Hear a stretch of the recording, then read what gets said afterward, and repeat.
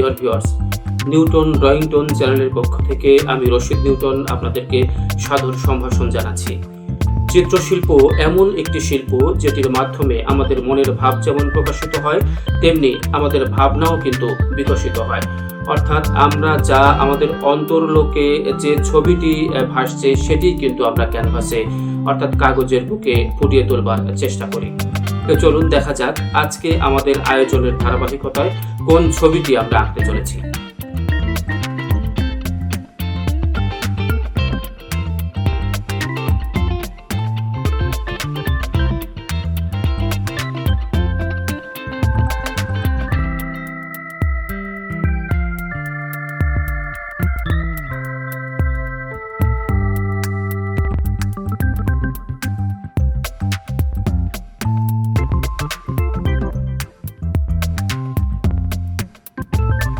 ছবি আঁকার কিন্তু কিছু নিয়ম কানুন রয়েছে, অর্থাৎ যারা জাত শিল্পী তারা কিন্তু আসলে তাদের ভেতরের প্রতিবিম্বটাকে কাগজে ফুটিয়ে তোলার চেষ্টা করে, তাতেই একটি সুন্দর ছবি হয়ে যায়।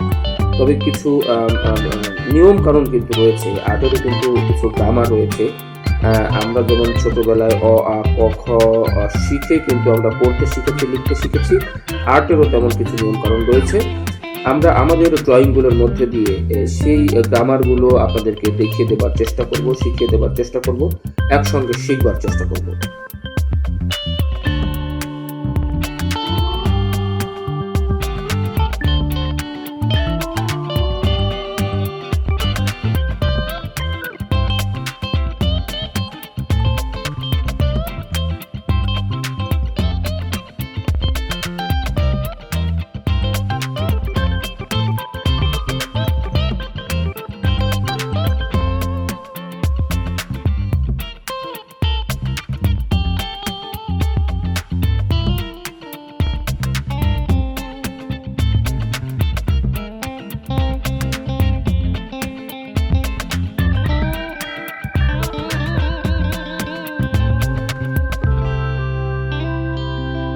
ডিয়ার ভিউয়ার্স, ড্রয়িং এমন একটি শিল্প, অর্থাৎ চিত্রাঙ্কন এমন একটি শিল্প যার মাধ্যমে আমাদের প্রতিভা যেমন বিকশিত হয়, প্রকাশিত হয়, তেমনি আমাদের ভেতরের যে একটি আকুতি, অর্থাৎ মুখের ভাষা ব্যবহার না করেও পেন্সিল, পেন বা রং তুলিতে যে মনের ভাব ব্যক্ত করা যায়, এটি কিন্তু ড্রয়িংয়ের একটি অন্যতম বৈশিষ্ট্য।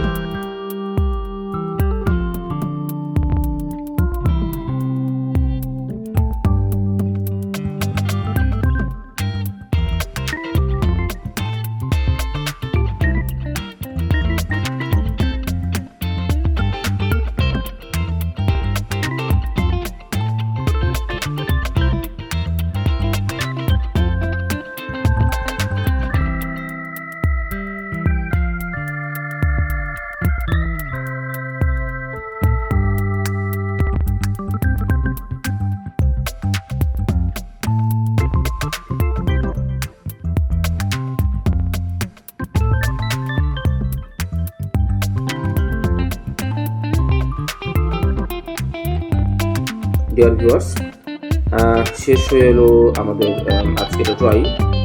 আপনারা দেখতে পেয়েছেন যে ছবিটি আমি এতক্ষণ ধরে আঁকার চেষ্টা করছিলাম সেটি কিছুটা কিন্তু শেপে নিয়ে আসতে পেরেছি। অর্থাৎ নিশ্চয়ই আপনারা বুঝতে পারছেন যে স্টেপ বাই স্টেপ একটি নিয়মতান্ত্রিক ধারাবাহিকতার মধ্য দিয়ে কিন্তু আমরা এই ছবিটি, এই ড্রয়িংটি বা এই চিত্রটি কিন্তু শেষ করবার চেষ্টা করলাম।